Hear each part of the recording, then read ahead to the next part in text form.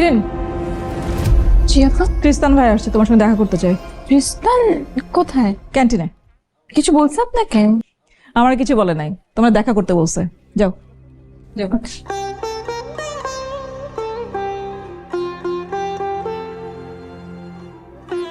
Congratulations,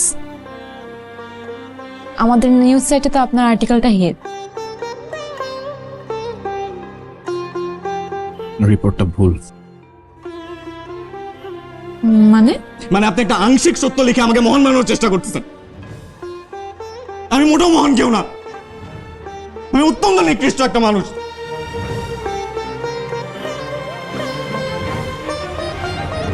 কি বিশ্বাস হচ্ছে না তো? হ্যাঁ, বিশ্বাস হচ্ছে না?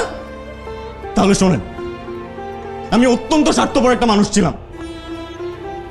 আমার বাবা সৎ অফিসার ছিলেন, পেনশনের টাকা দিয়ে গ্রামের বাড়িতে একটা বাড়ি করছিলেন, আর বাকি টাকা দিয়ে আমাকে বিদেশ পাঠাইছে ডাক্তারি পড়তে। ওই ডাক্তারি পড়াকালীন আমার বাবা আমাকে কতবার দেখতে চাইছে, আমি একটা বারের জন্য আসি নাই। কেন আসি নাই জানেন? কারণ ওই মুহূর্তে আমার বাবাকে দেখার চেয়ে আমার ক্যারিয়ার বেশি ইম্পর্টেন্ট ছিল।